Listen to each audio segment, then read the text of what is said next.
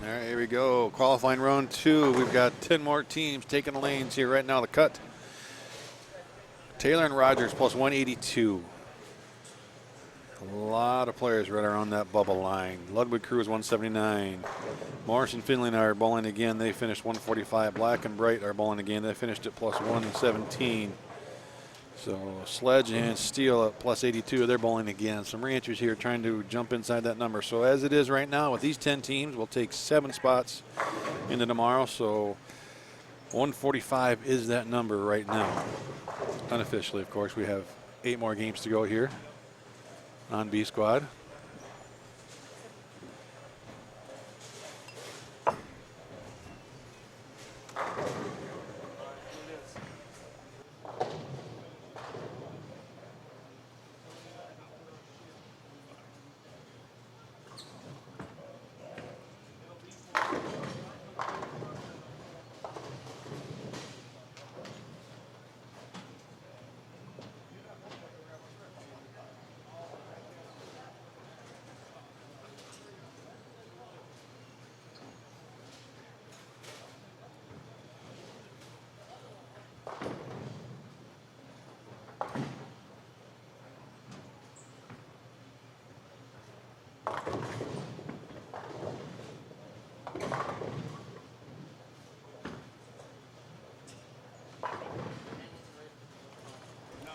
So a new team, first time here making their shot at qualifying. Terrence McQueen and Derek Woods. D. Woods out of Houston, Terrence out of Austin. Of course, to the right, we've got Bright and Black taking their second shot at it. And they started out really, really good. They went plus 55, plus 46, and just couldn't quite hang on.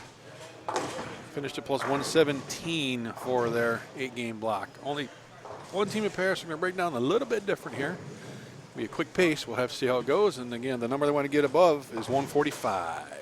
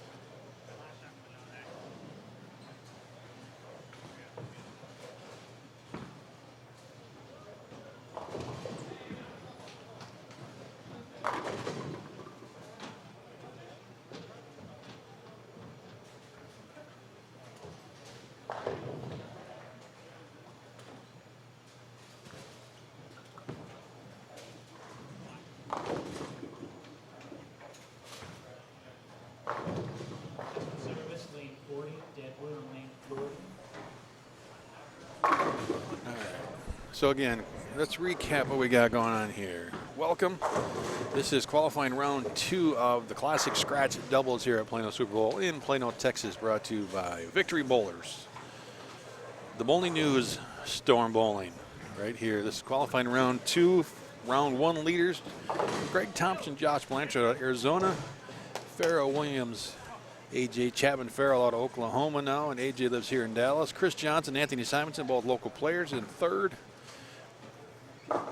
Anthony Lavery Spar and George Gohagan at plus 190 in fourth. Taylor and Rogers at plus 182 in fifth. We will add 2 more teams into the cut numbers. That right now would bring in Morrison and Findling, Ludwig and Cruz as it stands now. So the magic number is to get ahead of 145 at least here on this squad to make it into the cashers round. So we've got some first-time entries and some re-entries going on right here this afternoon, trying to get their chance into tomorrow and a chance at $10,000 first place prize.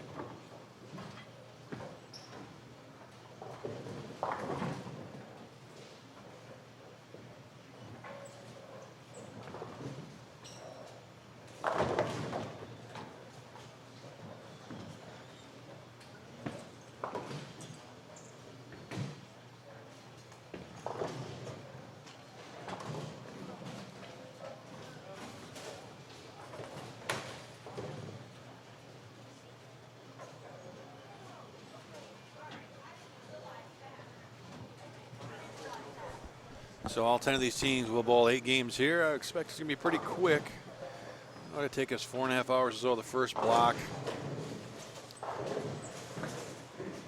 So maybe 3 hours, and then if there's another chance to re-enter at 8:30 tonight, if any of the teams want to, they're more than welcome to give it a crack.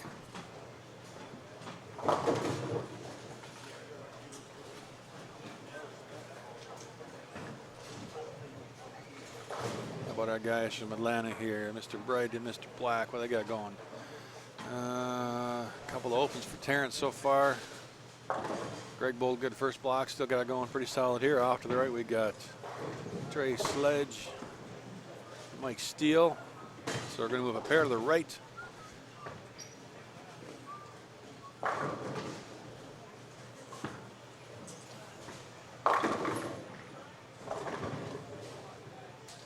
Can't find that happy medium for Mr. Bright. Either too far right or too far left. Got to find the one right in the middle. Different bowling ball.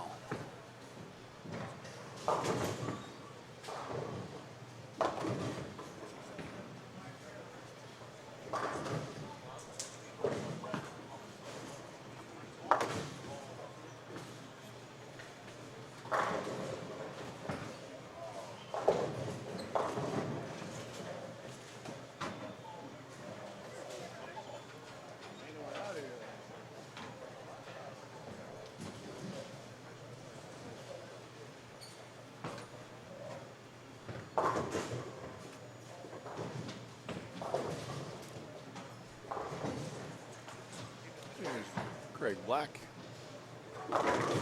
Still striking. Down and in.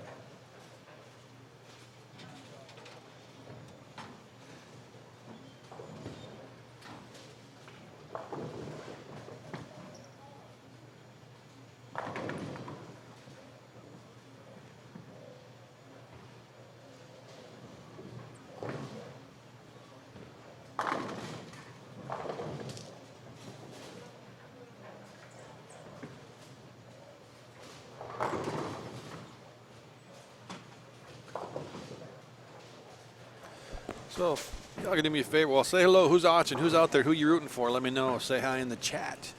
And give us a share. Hit that little arrow down at the bottom of your screen. Blast us out there on your social media pages. Say, hey, we got bowling to watch. I'll keep you updated on the other tournaments.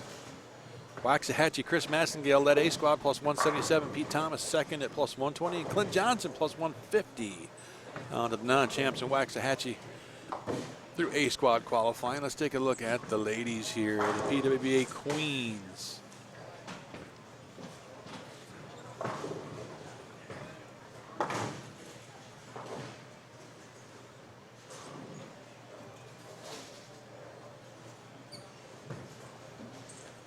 It looks like they're going to be starting their final round shortly.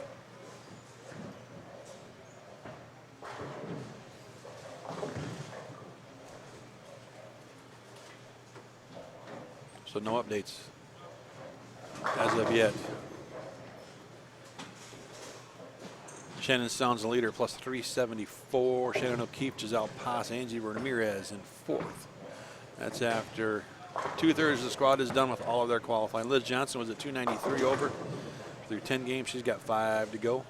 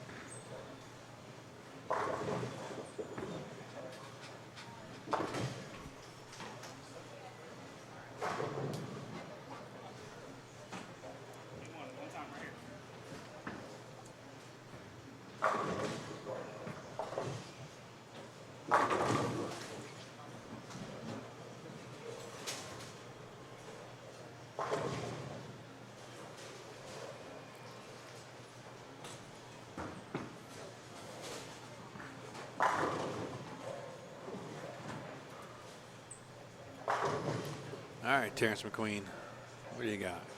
Snuck in a double there after a rough start.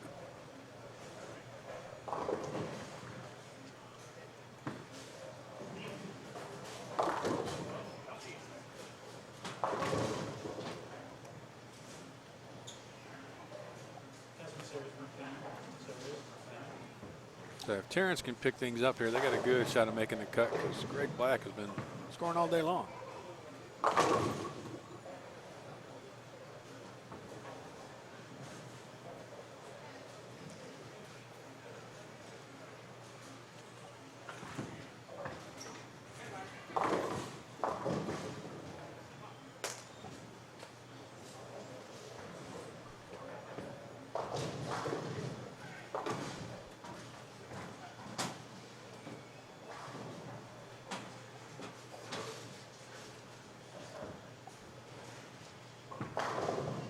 Got a hook. Ooh, almost.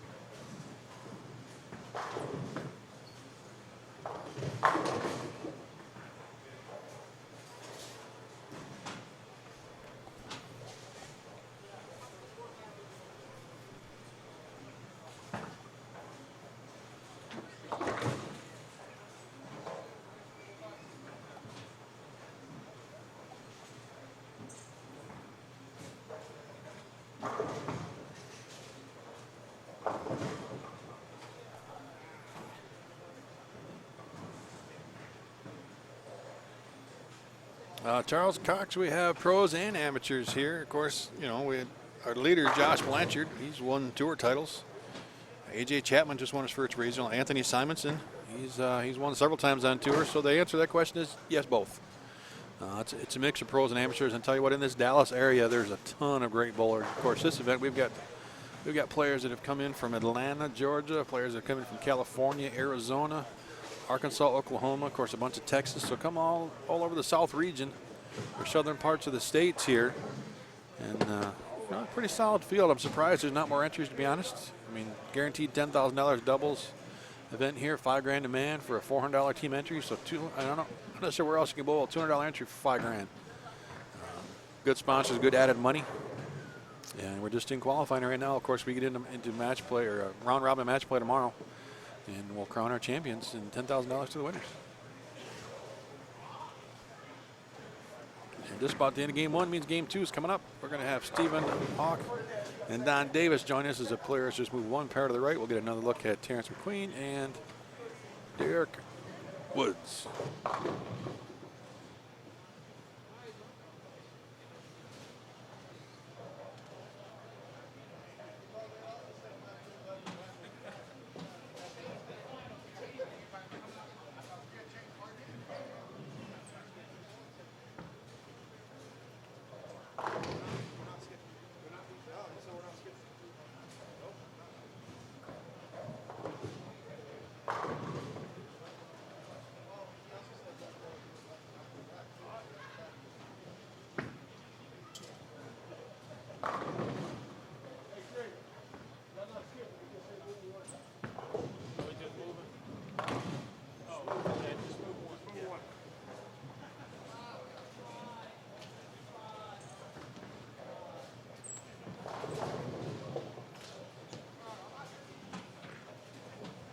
Tournament bowlers, you have until the third frame of game two to sign up for brackets.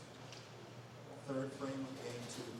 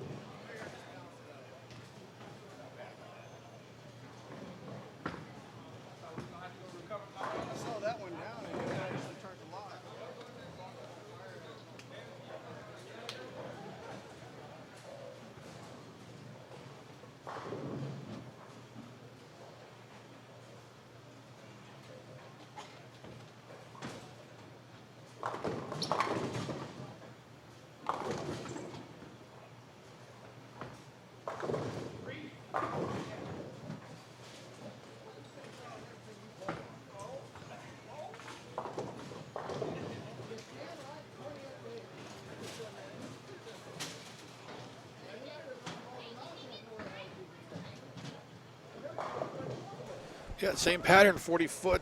What did I say? Let me find the sheet here. I got it. 40 foot, 28.79 mils. Fire and ice dual tanks conditioner being used here with the Kegel Flex machine.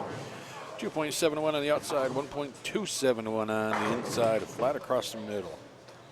Pretty much 10 to 10, 11 to 11 is pretty flat. Other than that, there's very little shape. But I tell you what, these players aren't seeing what they saw earlier.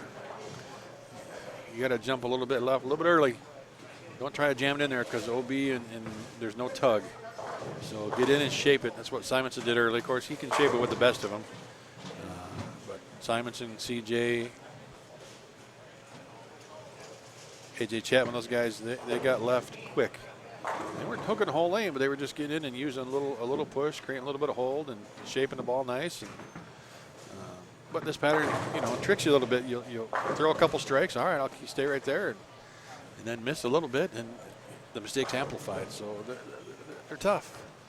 You really got to stand back and watch what's happening around you as well.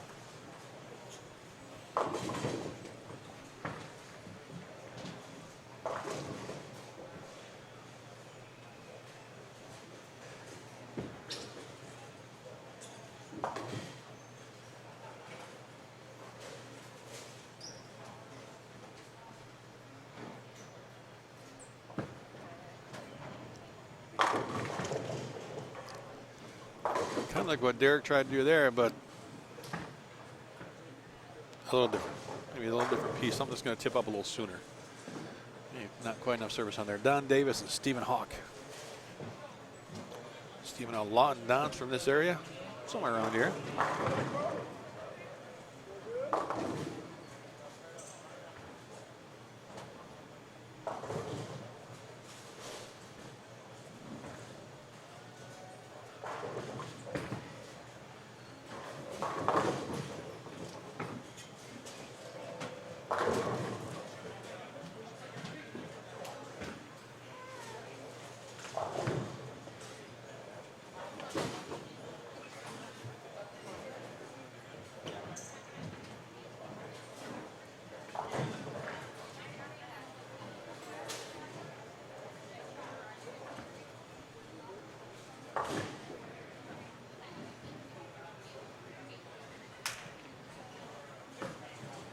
I think the players just get frustrated early because they think you throw a good shot and you know, you just pay a pretty tough price.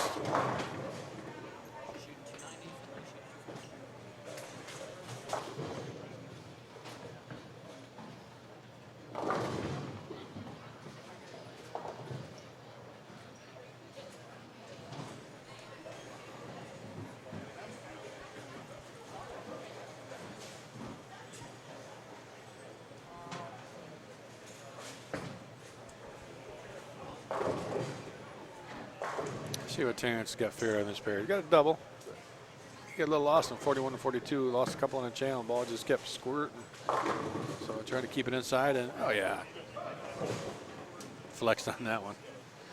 Well, the result's what you wanted me to let go, but not much to learn from him in that shot, unfortunately, for Terrence McQueen. Stephen Hawk. Oh, tip. No, all right. No washout. Good break. Back to D. Woods out of Houston.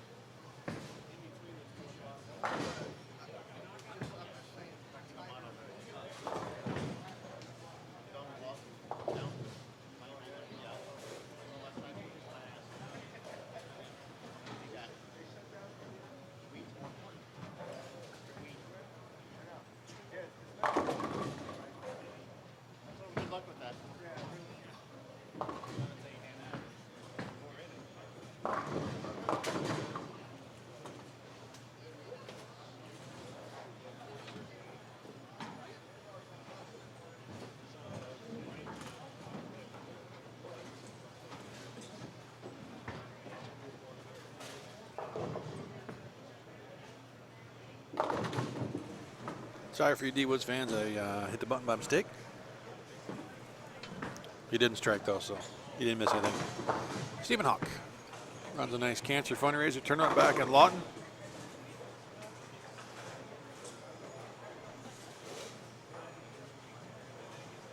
And right now he's lost. As is the team that's heading this direction. It's kind of what we thought, with only one team on a pair. It's going to be game 4 or 5 before they start to get a little bit of breakdown, where we saw scores start to go up earlier, in game 2 or 3. So the question is, by that point, who still keeps their wits with them and jumps on it when they can.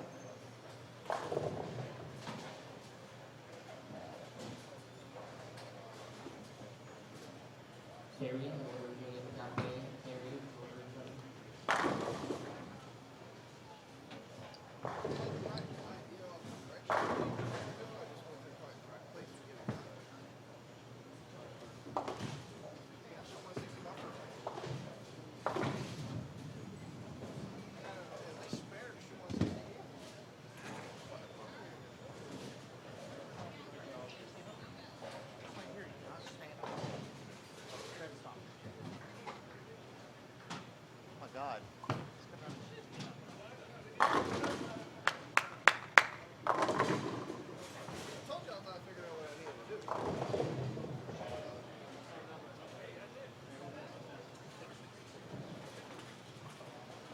Look, it's a Sami outside. Sami.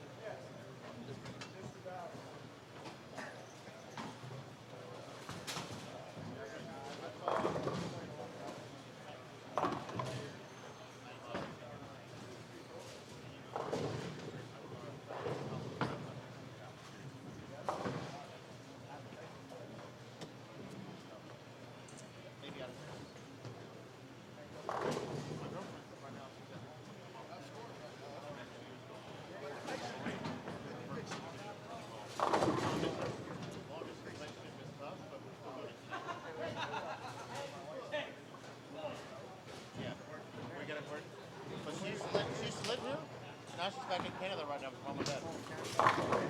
Okay? See? Huh?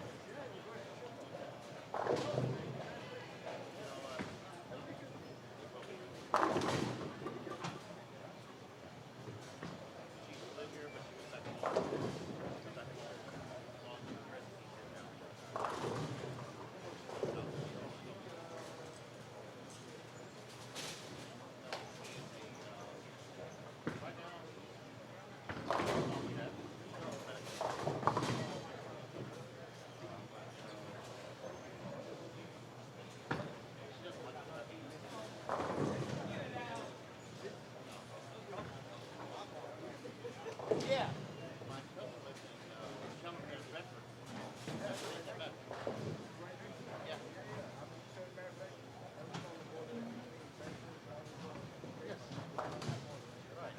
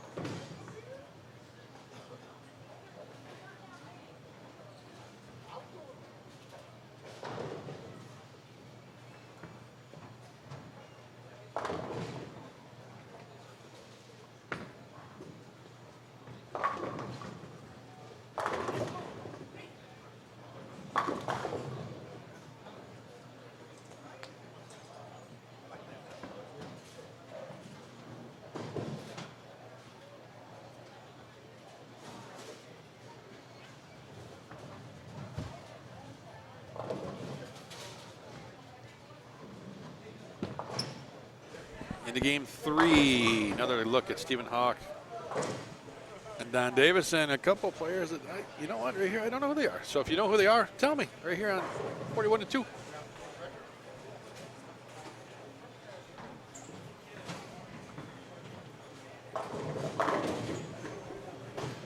All that noise you hear in the background, not these pins falling, it's the thunder outside. We got one heck of a storm going on here in the Plano, Dallas area. It's nasty. It's been brewing for a few hours and it's coming down hard. Everything's going sideways. Ton of wind, ton of rain, flooding like crazy right now out on the main roads here on the way back from the hotel between squads. We might need some boats to get back to hotels here in a couple hours.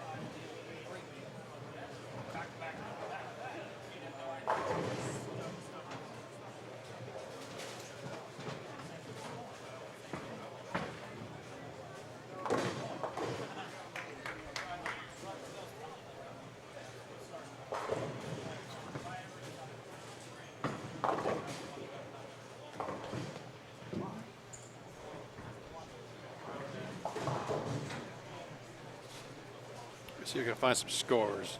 Come back and share them with you.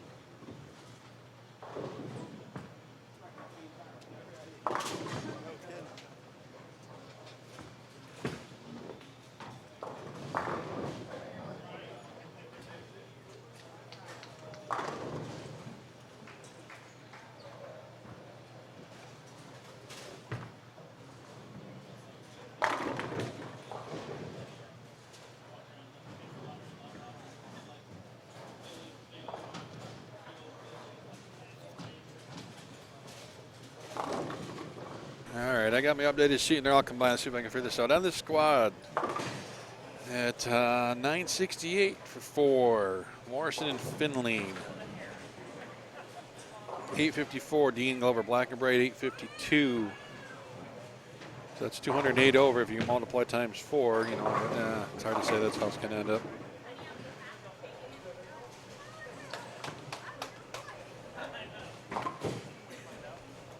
So as of now, Morrison and Finley now are ahead of Morrison and Finley because they bowled earlier, shot plus 145. They knocked themselves down, and they're at plus 168 right now. So still the question is who can pass them. Can they stay above that number or not? And they're going after the Lugwin and Cruz at plus 179, Taylor Rogers 182. Can't believe it's going to get much higher than that. You got some teams that need to make a big move. Hawk and Davis minus 97 for 2. Minus 80, McQueen and Woods, 35. Dodson, Patterson, Henry, and Huff, minus 56 or 54. And when they shoot earlier,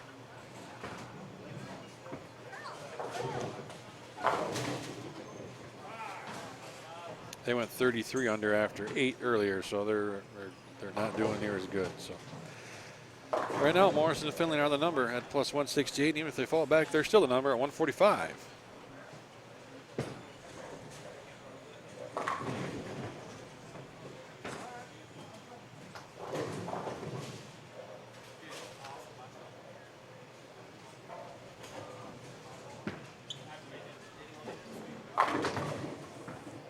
Hopefully that all makes sense. I think it does. It'll make even more sense in a few more games. Trust me. Trust me.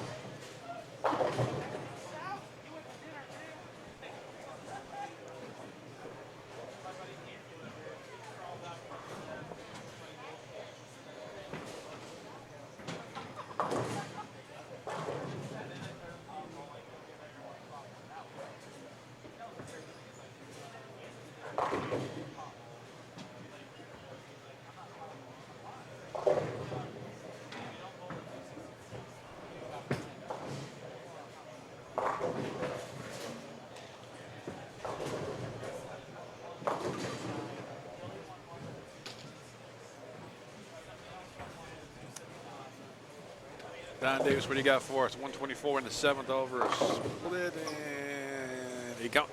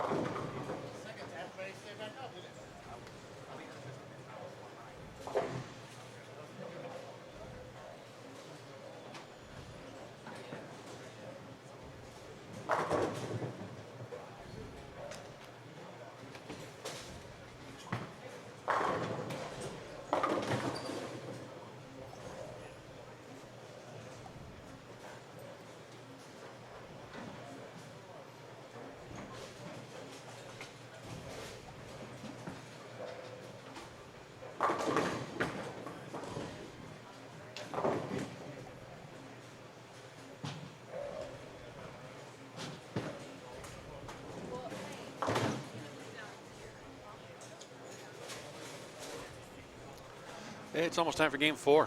Told you it's going a little bit quicker.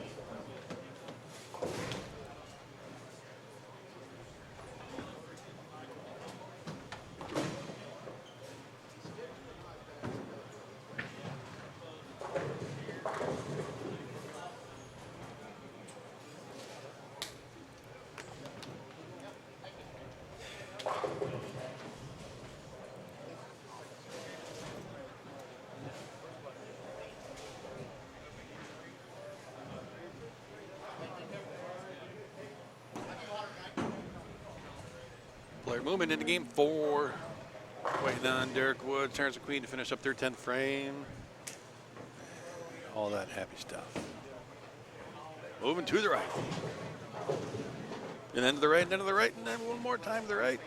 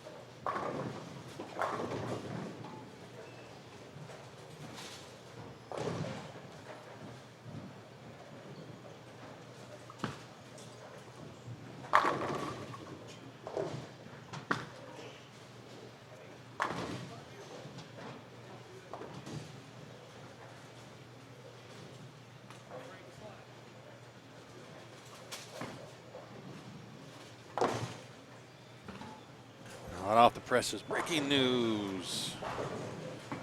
Morrison and Finley plus 229 right now through 3. So the cut number now is 179. Ludwig Cruz are the bubble. Next closest, Black and Bright at 103.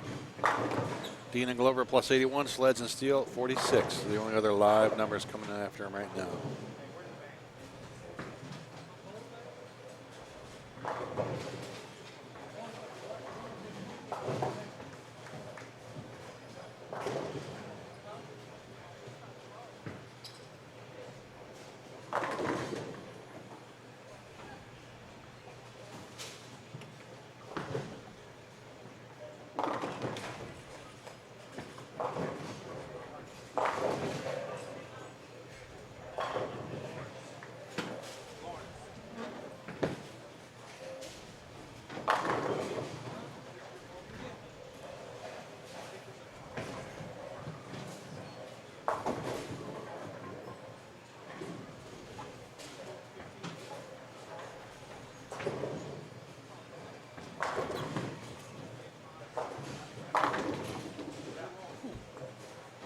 Ooh, that was pretty. Yeah, that was a nice shot. I like that a lot. Still no scores for the final squad at the Queens. Let's take a look at B squad at Waxahachie. Brian DeMoss, 226 game 1. Mason Edmondson on Amarillo, 210 game 1. Only 5 players shot over 200 game 1. B squad at the regional up in Waxahachie. Yeah, easy for me to say. The non-champs regional up there.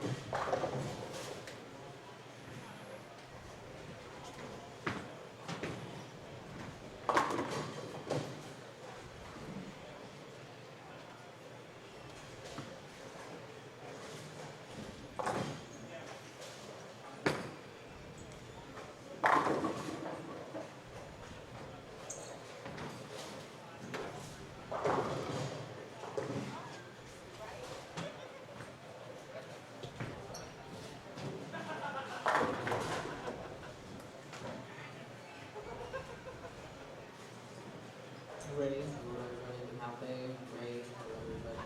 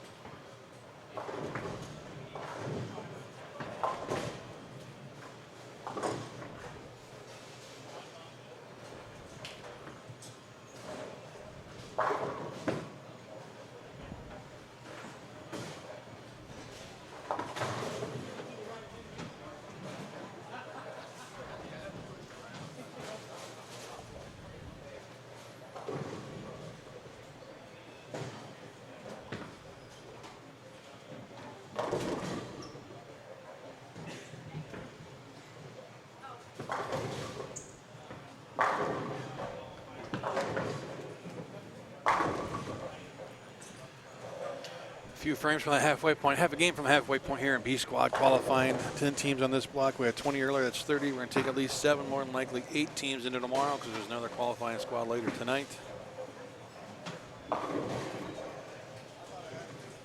And the bubble right now, Ledwig and Cruz plus 179. And 76 pins behind.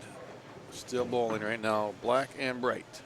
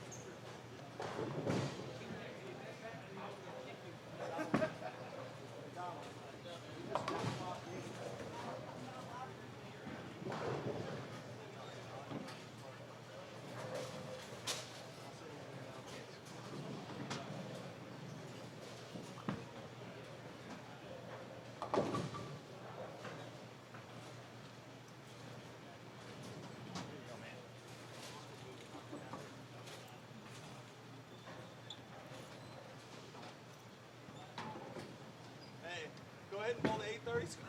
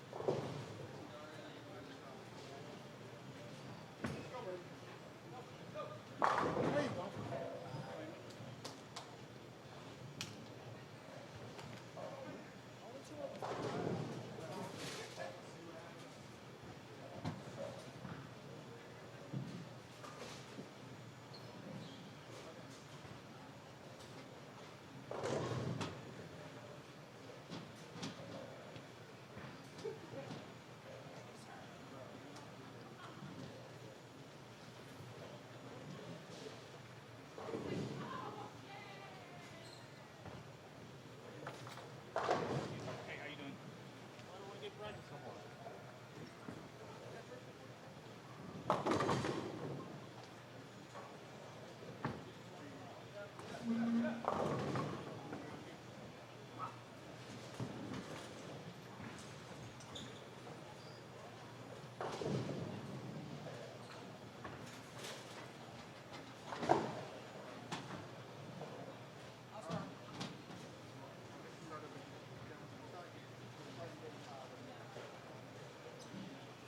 Turn up the bowler. This is your last call for big boards. This is your last call for big boards. Brackets in game 6. Brackets beginning in game 6. This is your last call for big boards.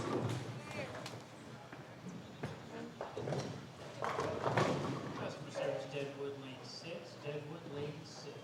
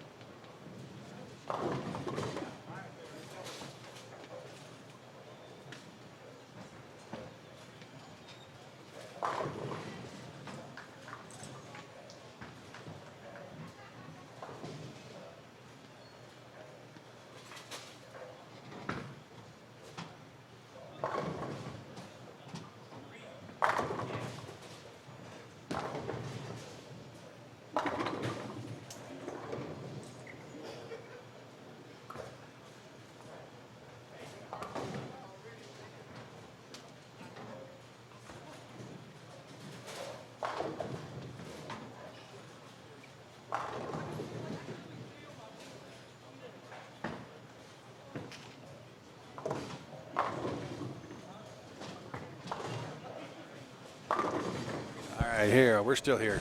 Y'all still here? Who's watching? We got scores. Morrison Finley plus 256. Boy, they found something here. They're jumping up, but they were already in. They're just farther in now. Number's still the same. Ludwig and Cruz plus 179. 109. So 70 back is Sledge and Steel.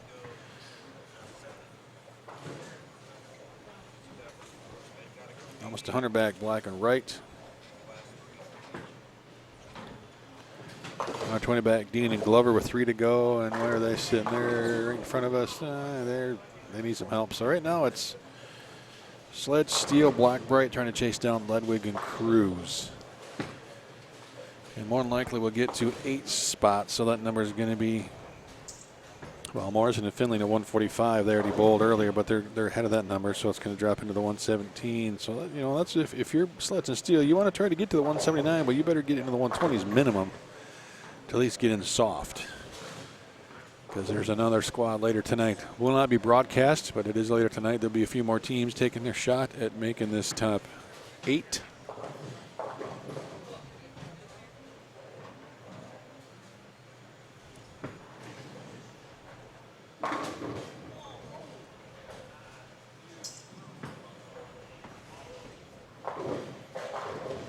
And that's what we got. Nice, relaxing evening of bowling here at Plano Super Bowl. Thanks to Storm Bowling, the Bowling News, Plano Super Bowl for hosting this event this year, letting us in, taking over the real estate. Of course, the great folks at Victory Bowlers, Chris Turner and the crew, running the show here, keeping things moving. Hopefully this is the first of many 10K doubles events they're able to host. Should sure be more entries. So if you're out there watching, pay attention next time this tournament's happening. Get down here and bowl. $400 for 10 grand in doubles. Come on, that's 200 for 5 grand. You're not going to find that anywhere. Get over here and support scratch bowling at its finest. It's right here in the Dallas area. And it's a Saturday, so if you're done bowling here, you can always go bowl the Forum Sweep later tonight. Always a fun event down at Forum Bowl. Lots of bowling in the area all the time. Still got a couple more games to go here, though. Let's find out if anybody's going to jump in the number besides Finley and Morrison. I got to believe they're going to stay there. They're 256. So, well, no guarantees. They could go 360, 360 and fall back.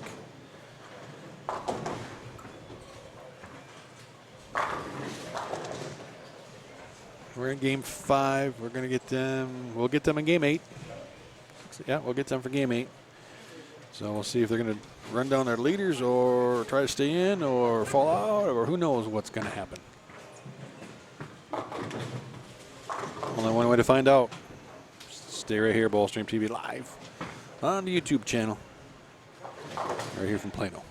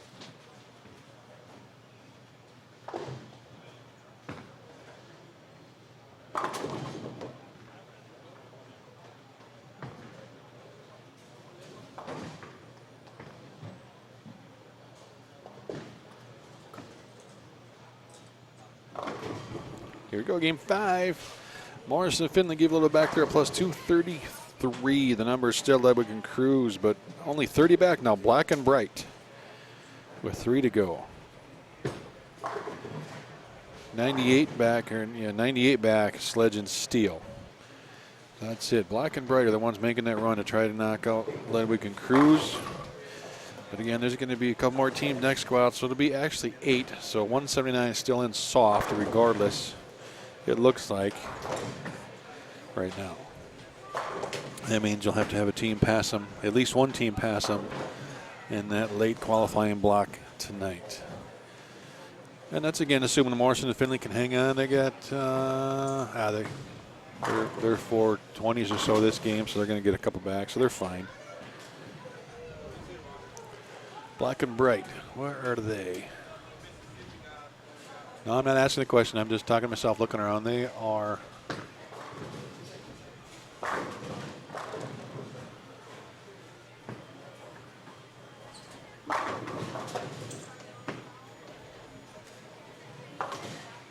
just getting started here in game 6.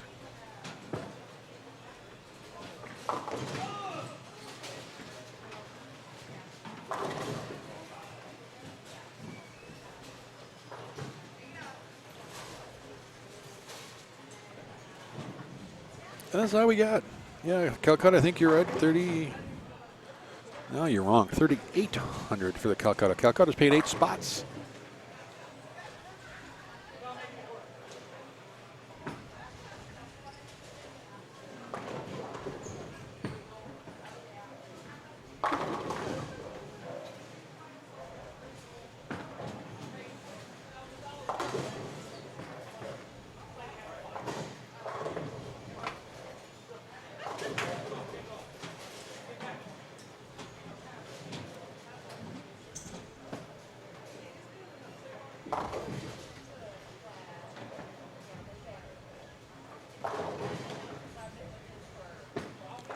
Oh, Becky Hanrahan and Briley Huff. They are just not figuring it out. They're minus 67.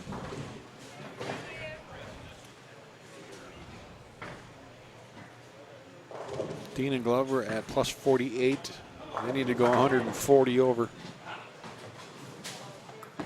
And they got a chance last 3. It's possible. They can strike, but they got some work to do, no question.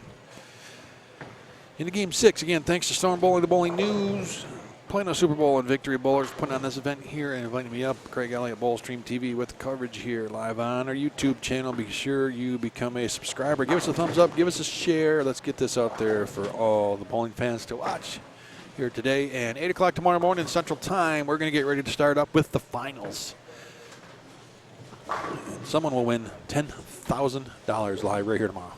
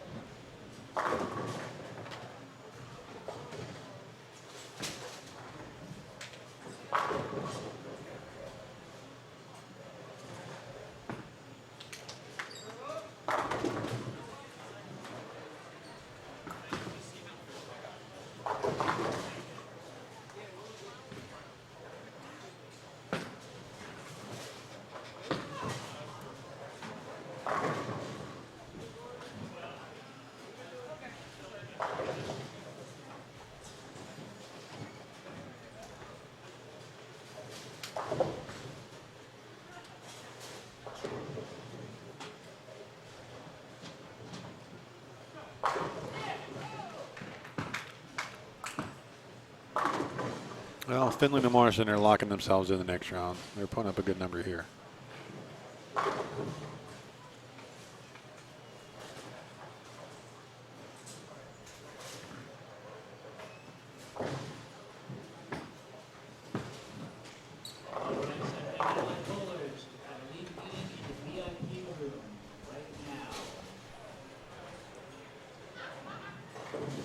So with 3 to go, Black and Bright need to figure out how to get around Ludwig and Cruz. They got to pick up 31 pins to get around them. And we will not have them near camera. So we'll go a radio call. I'm going to see how they're doing right now.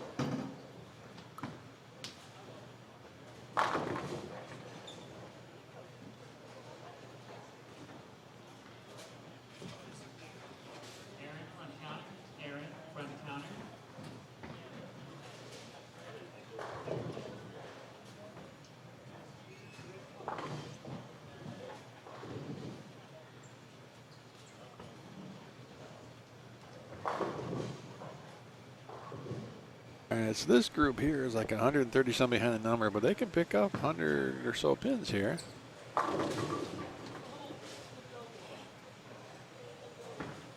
Make it interesting. Give themselves a chance. So we're going to watch this and we'll get on the last two games. Right here at Plano.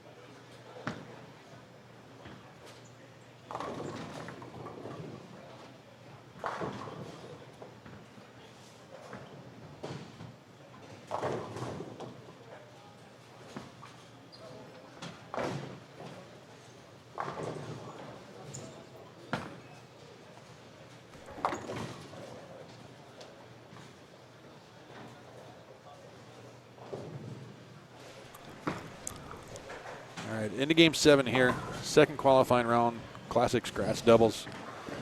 We got some movement. We got one team we know is in for sure off this round, Morrison and Finley. And another team that's making a move here. Black and Bright, they got themselves in, but also Glover and Dean got themselves within 50 or so of the number after that last game with 2 to go. And we've got I think the better Lavery Spar in the booth now. Sean. Without a doubt. Most recent on TV, you know. And you bowled this event. Who'd you bowl with? I bowled with Kelly Ray. We got Packy Hanrahan and Bradley Huff here in game 7. They have not had a good luck today and just haven't figured anything out, which is surprising out of these two players. Pretty decent players, just really never got anything going. Talk a little bit, Sean, about the pattern today, and then we'll just talk about whatever after that.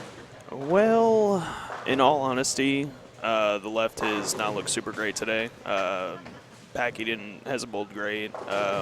My partner, Kelly, he struggled a little bit. He had a pretty good ball reaction, just trying to get the ball to go through the pins the right way. Man, huge props to George Gohagen. He bowled great this morning. He's really the only lefty that's been able to put anything together. It's pretty fair. I mean, they definitely transitioned a lot better on the right. I actually didn't really feel like I bowled that good. I bowled 100 over. So, but as you can tell, there's some striking going on out here now. They definitely blended a little bit quicker this block, so they were able to get a little further left a little bit quicker and had some push in the middle and a little more friction to the right. So you're seeing Joe and Marshall are mauling them. Michael Steele's got the front 6 down there. Yeah, they're still 100, almost 100 back though. So Dean and Glover, they're within 43 of what's going to be the top 8 after the next round, which would be Ledwig and Cruz right now. So they're still holding on to the bubble. As 2 teams went around, and Black and Bright have been bowling great. Greg Black has been bowling good all day long, and now Terrence Bright's figured it out, and they're putting up a decent number today, plus 208 right now. But they still got 2 games to go. There's no guarantee that number's going to stay there. I think you've seen it's easy to go backwards. Yeah, it's definitely easy to go both ways. My brother's team bowled 503 the last game. They caught a pretty good pair. Just kind of depends. I mean, but some of these teams are getting towards the higher end, and that's where a lot of the scores came from. I know A.J. Chapman bowled 300 down here earlier today. I bowled 270 down 45 and 46. So they're definitely out here. Michael Steele's got the front 8 down there. They've got 540 left, so. Yeah, they're at plus 98. They went plus 82 the first block. Yeah, 540 plus, what'd you say they were at? 90? 80? 98. Yeah, 540 and 98, though. It's 230. It's 1 to bowl. If they can throw the rest of them. Oh, give yourself a chance. All you can do when you know what the number is, hypothetically, or what the number is soft going in. You see anything different? What's Morrison and Finley doing this block that they didn't have? I mean, they were 145 over earlier. They're already 344 right now. Well, Joe decided just to throw the purple hammer, which never a bad play. They do hook quite a bit in the middle, so ball's strong enough where it still sees it from the right, but it can actually dig and kind of burn up in the middle. And then Marshall's just been striking. He struck this morning. He bowled really well. They bowled really well to start this morning, and then they kind of missed it with the transition. I know Joe was throwing a Black Widow pink and a flawless, and they just weren't the right balls. Yeah, and their low game was 393. It's not like anything was bad. They just never had anything good either. Yeah, Marshall bowled phenomenal this morning, and then Joe kind of figured it out in the middle. But yeah, they definitely, Joe just sticking with that purple hammer and just keeps moving left, and he keeps getting off of it the right way. So. And his rev rate and power, he's going to carry some of those weaker, lighter hits than, what your average player might carry as well. Yeah, so. Definitely. So. All right, so talk a little bit about your first TV show. Obviously didn't go exactly how I wanted it to, but you made it. Yeah. It was a good experience. It was really fun to actually do the whole experience, like the Q&A, and they made a huge deal about it because it was the TOC and everything. And I never in a million years would think that the Tournament of Champions would be my first show, but Michael Steele's got the front 9 down there. But it was really cool. It was really fun. I really enjoyed it. I felt like I bowled a pretty good game. It just obviously didn't work out very well, but not really a whole lot I would change about the week. I felt like I bowled really well, and, you know, unfortunately after that, my hip kind of started bothering me after Indianapolis, and I just never really felt like 100% after that, and then just kind of battling through some things and bowled really well. Finished second at regional a couple weeks ago. Didn't really bowl bad today, just, you know, That kind was the of. one, the Chapman one, right? His first win, was that the one you finished second? You No, were second, Chapman. your brother was third? No, Chapman won the non-champs. Oh, okay. Joe Finling won that regional. Gotcha. So it's been good. Looking forward to Lubbock. Really looking forward to USPCs this year. I'm pretty excited. We got a pretty good team for USPCs put together this year. So Michael still at the front nine and missed the head pin. Whoops. Easy to do. There's still OB out there. I tell you, it doesn't matter. There's still some OB out there. But yeah, really looking forward to some events coming up and see how it goes. Try and keep striking a little bit. But yeah, USBCs is definitely something I'm looking forward to. Me and my brother are actually going to bowl together again this year for the first time in a couple of years. And Can you guys bowl doubles together or just team? no, we cannot. We're just bowling team together. Let's go back to the TV show again, though. At what point through the tournament, when did you finally realize you made the show? I don't remember how it all went, but what was there? So I was pretty confident if I got out of game one of the last 8 games of round robin bowling 2-1 or 220.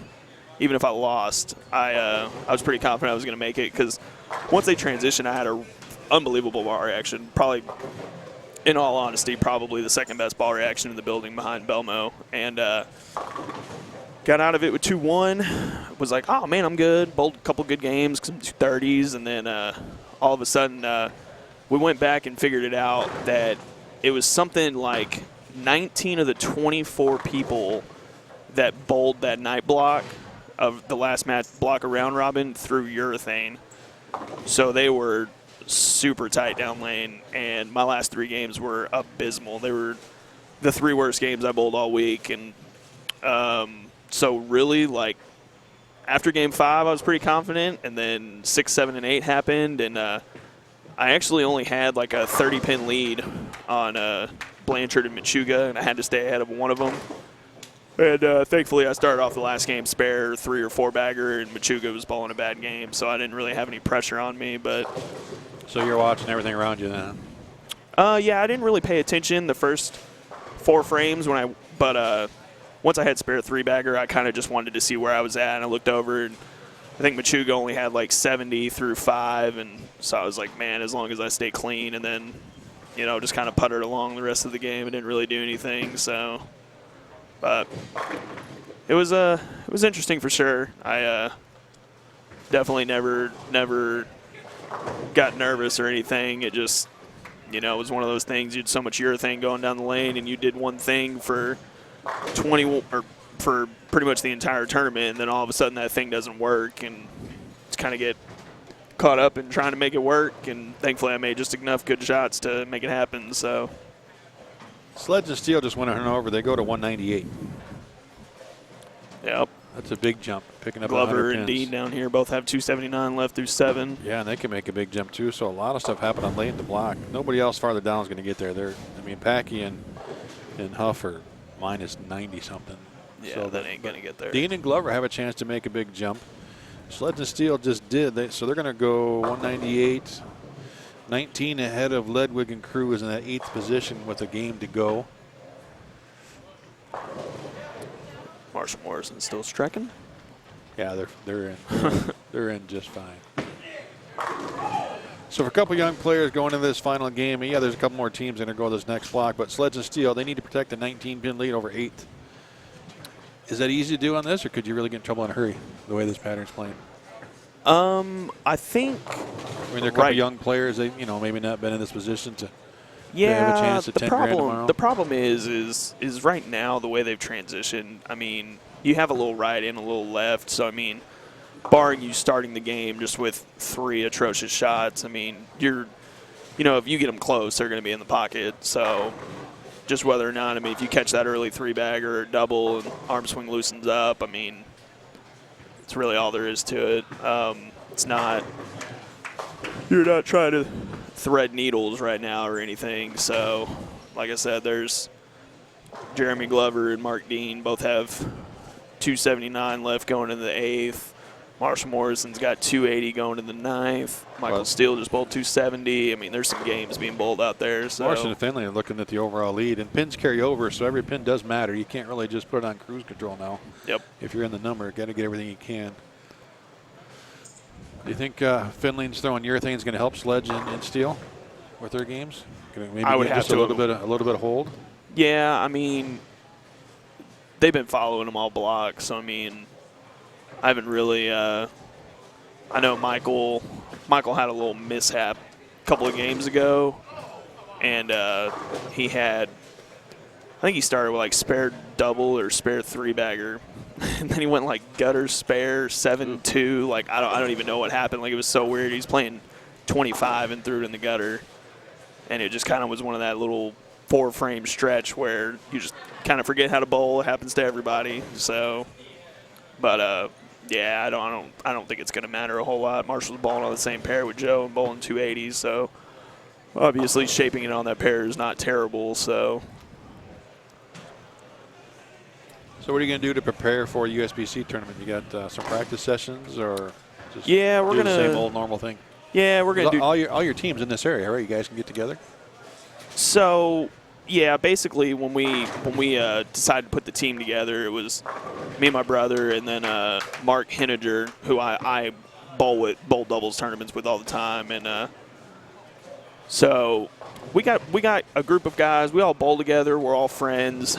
You know, we've competed against each other, so we're all pretty familiar with each other. We're gonna bowl team practice session, just kind of get an idea, and you know, we're gonna have like a conference call here in a couple weeks before we go, and just get everybody on the same page, talk about equipment, talk about, you know, what we want to do. And you know, I think a lot of people have been very fortunate to win and be put in that position, and I've bowled well, but that's definitely one thing that I've never had an opportunity is to win.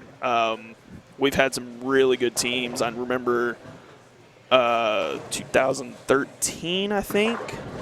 Me, my brother, Simonson, Billy Rogers, and Chris Castro were a team. Horrible team.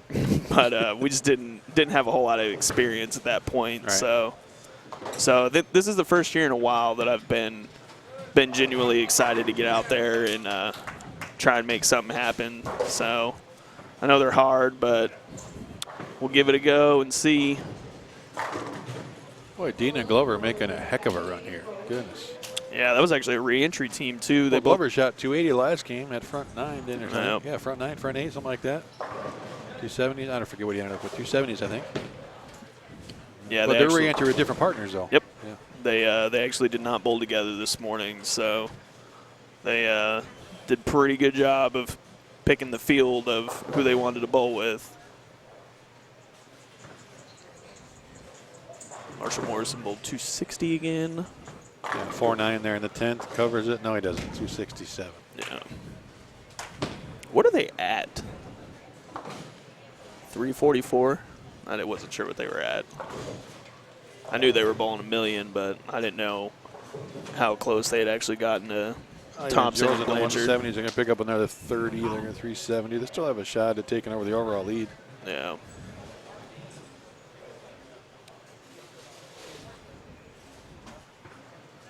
Yeah, Dean and Glover are 136, and they have 279 and 258 going into the 10th. So we're going to have one more game to go in this B squad, I guess, or second squad, or whatever you want to call it, with a few more teams yet to bowl later tonight to try to get into that number, which looks like it might even jump up. And, well, yeah, your brother was worried earlier that his 190 might not be safe, and yeah, you might not be wrong. Well, I mean, they could be down to maybe 7th after this is done. Well, still hold on to 2 spots, so I think they're still going to be okay. I mean, if we got 2 teams going around them right now, they're going to they'll drop to 8th. Yeah, because they're in 6th. Yeah. Jeremy Glover 4-9 in the 10th on 258. Yeah, so they could be the number going. 220. They could be the number going into the last block. Yeah. It's going to make it really interesting too to see if any teams are going to re-enter, what they're going to do. I didn't see these scores coming here at the end of this block. Out a couple of these teams, the way it started, there was Well, it was not a bit did I see any of this coming with some of these numbers here at the end. It was really interesting yesterday because we bowled the sweepers and that's the 4-9. We bowled the sweepers and going into the last squad of the sweeper on the burn, there was I think only Greg Black had bowled 490, and I think the next highest score was 430, and then all of a sudden the last block of the sweeper, the scores were astronomical. I mean, as far as astronomical as for what you were going to bowl, there was three or four. Because I'd like to go. Is this mic on? Because I'd like. It is. Hello? Hi, Hello, Packy. But the scores got astronomical all of a sudden. Like, I think this was back on fresh, so they re-oiled for this block. no. They both 4-9 in the 10th. Wow. Wow. That's huge. No, they re-oiled for this block, Right, but right. The second sweeper yesterday when they re-oiled, they seemed like they got a little bit easier. I don't know if it's because the house pattern does hook quite a bit here, so maybe with Blended it out a little bit. with running it over the pattern, there's quite a bit of volume in the front, so you still get some of that carry down a little bit quicker, and you get some residue left over. If they just made them blend quicker, I don't know, but we were actually talking about it yesterday because, like I said, when we bowled the sweepers, all the scores came off of went after the rerun. So that's unfortunate. Both 4-9 and the 10th there. That's 40 pins. 40, Yeah, 50 that was, pins there. That's huge. still going to put them about 2-0, I believe. That's 71. Yeah, 07. Yeah. So that one's going to depend on how they play when they make the turn. Well, where you at mentally after that 10th frame too. You're going anything higher, we're going to make a Yeah. big jump, then bang, bang, and see you later. And those were those two shots weren't that bad too. So you're staring at 530 and turning it into 470. It's a little hard on the psyche, but. I had flashbacks into the 90s off that. First time I had a shot at 800 back in the early 90s with a green Nitro R. You don't know, that was before you were born. I needed a mark in the 9th or 10th. I went 4.9, 7.10 back then for 7.9. Thanks for playing. But yeah, you have the thought, oh, I got a huge number, then bang, bang, see you later. That is. Thanks for bowling. No, Michael Steele just missed the 1-2-4 in the second frame. Yeah, it's definitely hard because. Nowadays, especially, but just bowling in a lot of the tournaments, the scores are fairly, medium to high scoring, and so you really have to take advantage of the good pairs. So 45 and 46 has been a pretty high scoring pair all week. To have that big of a score going in the 10th and then only get away with 470. This might be a little interesting over here because Michael Steele went strike, missed the head pin, and then Trey Sledge went strike bucket. Yeah, they're at 198 over. So that's going to be a. So they're only 19 ahead of Ledwig and Cruz, which is a dead number. Yep. That one's going to be. That's what I was talking about, getting off to that quick start, and he missed the bucket. So they both have 28 through 2.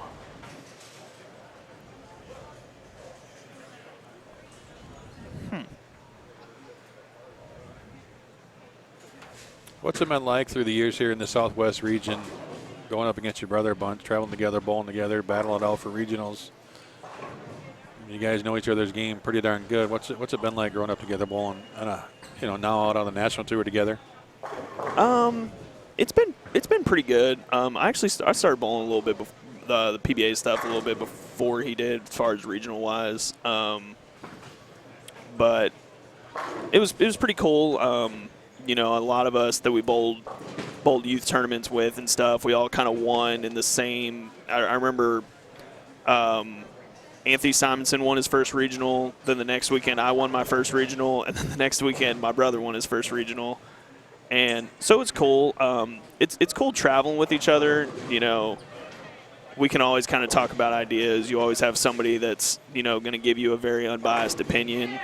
You know, bowling regionals, man, it's been hard. Like, he's finished. He's tough to beat in the regionals. I mean, he's finished second. I think he'd finished second in like 4 straight regionals until this past one in Oklahoma City where Joe won. I finished second, and then he finished third, but he was in third by like 20. He strikes a lot in them, you know, and with him, and I mean, there's so much talent in this area now. Stu Williams just moved here. AJ Chapman just moved here.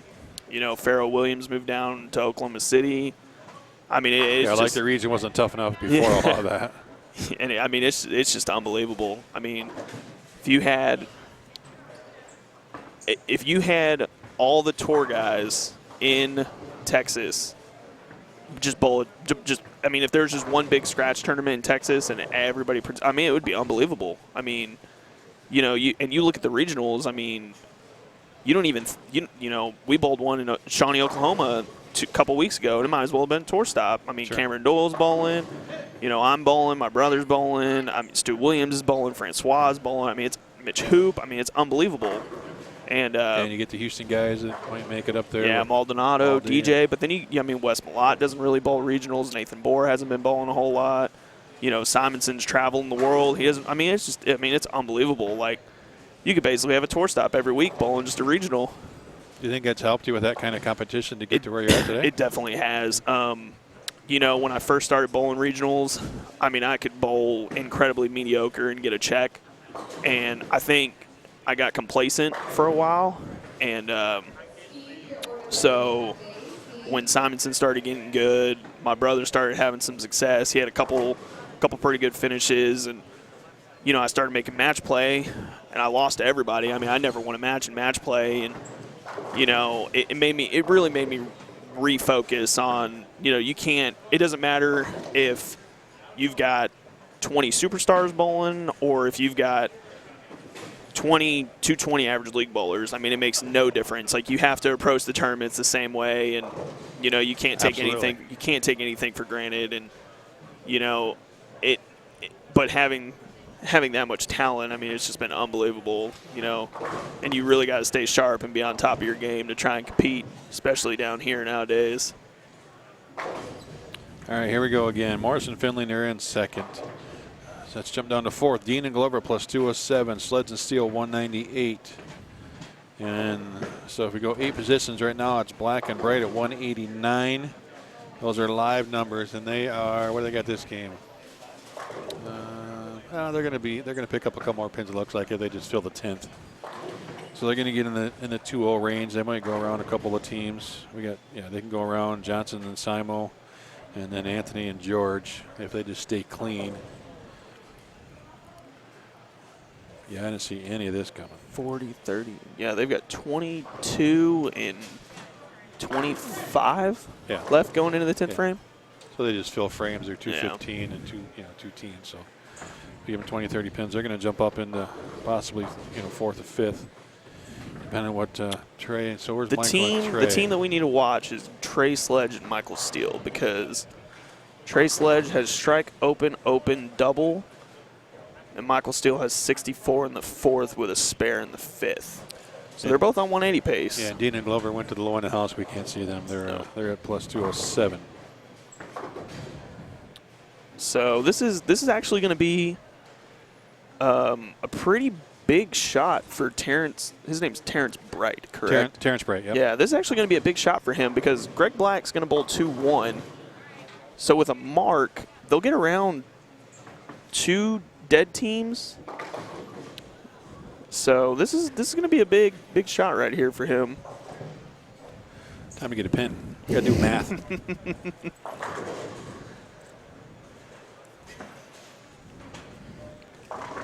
Greg Black bowled 212. 8 count there. And he bowled 212. So he's going to need a mark. If he marks, good count mark will get him around Simonson and my brother's team. So this is a big shot right here for him. And he's been the one that's held him this game because Craig Black's bowled great all day. Oh, he aced But it. Bray just figured out he threw that fantastic. Yep. Absolutely aced it. So now it's just Dean and Glover and Sledge and Steele. See what they get to.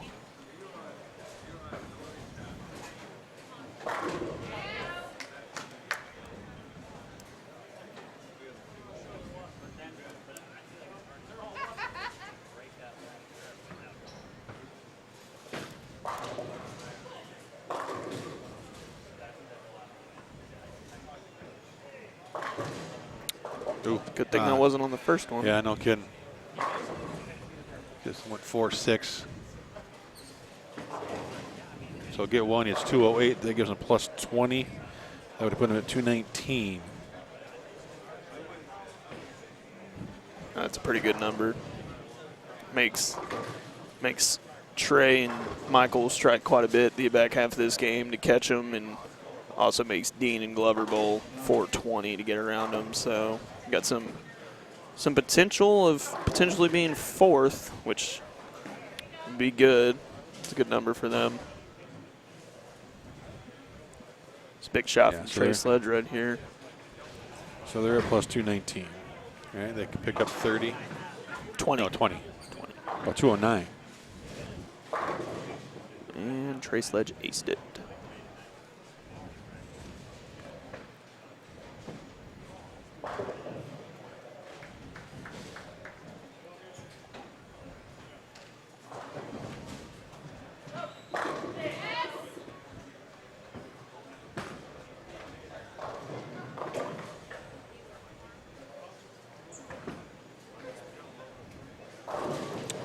Michael Steele 2 forward. So I think Trey Sledge is probably going to, the way these ball reactions are looking, he's probably going to have to somehow figure out how to bowl 220 out of this because. Well, but he's got the 10 in the pit or 6 count look, though. Yeah. I mean, you know, unfortunately, he's got very little room.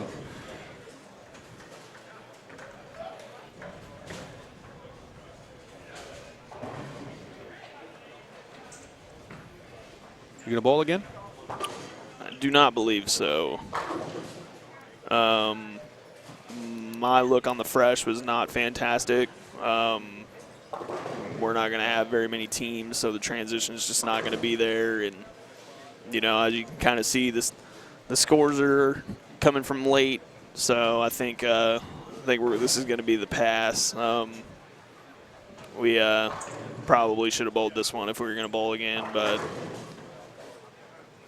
Well, there might be a few more teams getting back on it after what's happening here, though. Some other teams want to get back in the numbers, so. Yeah, we'll have to see. We're going gonna. More. I mean, well, your brother and George might need to show up again. CJ and Simon might not be in either. Well, Michael Steele 369'd. So this is a hard spare, especially on this.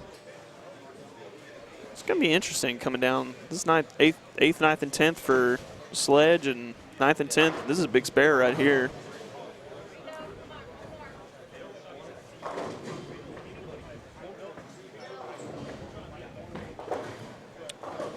It's a good spare. Scott, if you're listening, bite me. Scott, I don't know if you heard that. This is Joe Finling.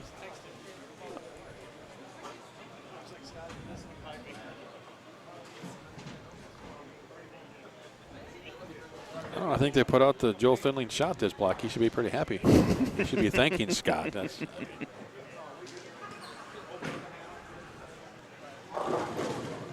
Trey Sledge 2-7'd. Yeah, he just got quick. So you're right. It's either strike or got a red circle around it. Marshall Morrison still striking. Throwing those motive balls. Gonna get a little motive plug in there. So you've been watching Trey the last several years. I mean, he might not have the upside that Simonson does, but to me, he seems like right now he's where Simon was 6 years ago.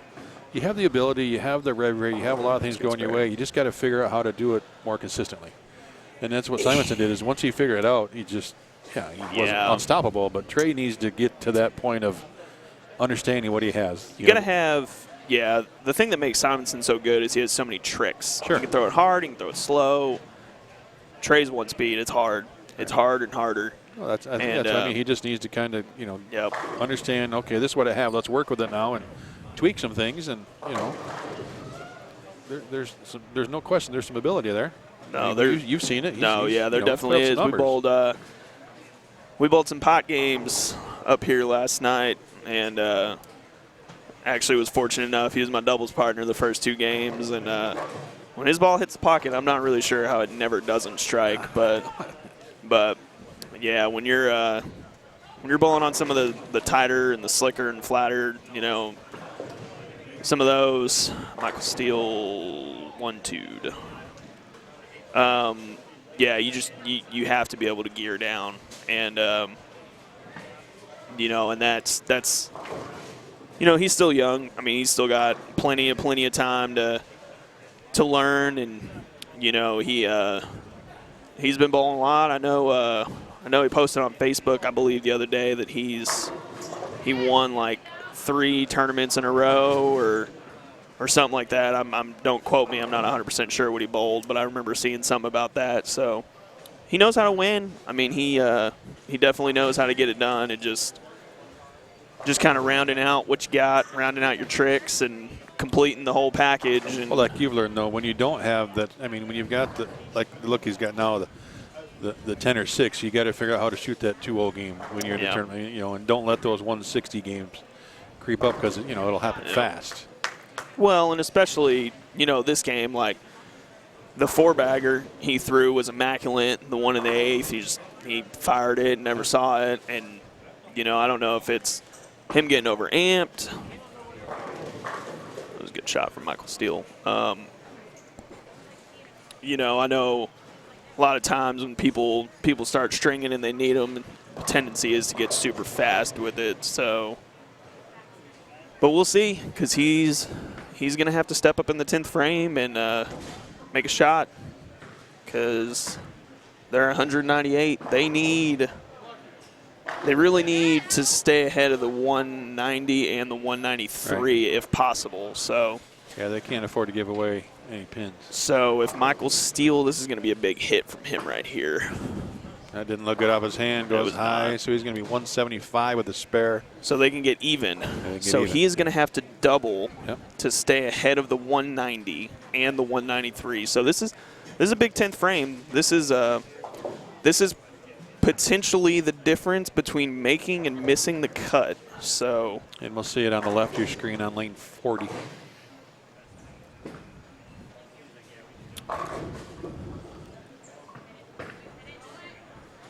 Surprised that one didn't strike from Marshall. So is he. Bad break, Marshall. You only bowled 240 that game. You're low on your average today. So this is big. This is 2 spots right here in the 10th frame for Trey Sledge right here on lane 40.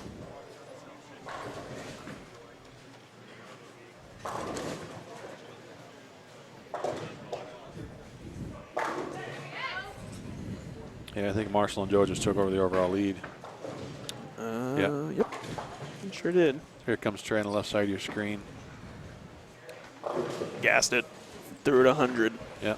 Yeah, and that's kind of what I was talking about. I mean, he threw it almost 20, and so hard to get your ball back from that spot when you throw it that hard. So, but yeah, so they're going to lose. If he makes this, they're going to lose 20. So goes to 178 if he makes this in strikes. What did Ledwig and Cruz get to? 170. So they're actually going to go behind Ledwig and Cruz too. Right. So they yeah, that's a dead number. Yeah, they're going to lose 178 if he strikes. That was a big shot. That's 5 or 6 spots in the standings. That was massive. That was absolutely that was a must strike right there. So, depending on what Dean and Glover are doing down there, but Jeremy Glover bowling the 2 monster games he just bowled, you almost got to give him at least 390, you would think.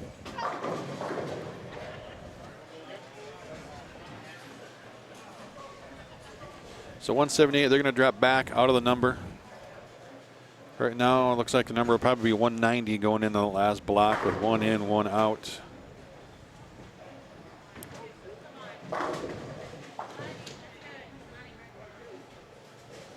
Actually, it's going to bring Billy Rogers and Terry Taylor back up.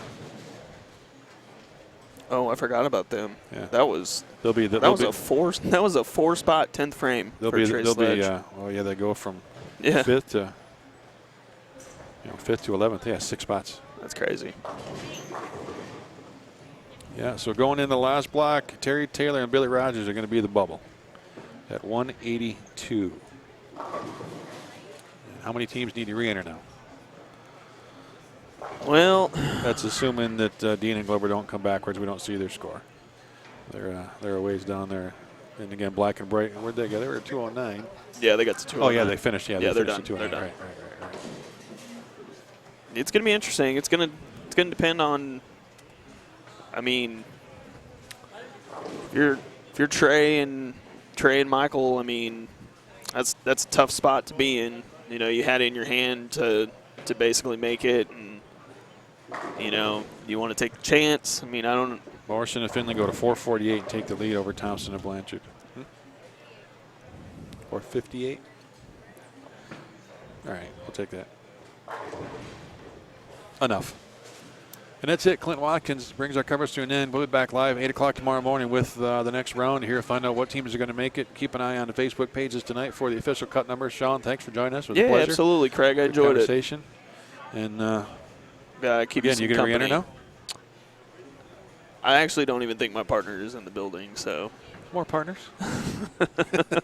I'll go We'll walk see. around for a minute. Stay tuned. All right, back tomorrow. Thanks a lot.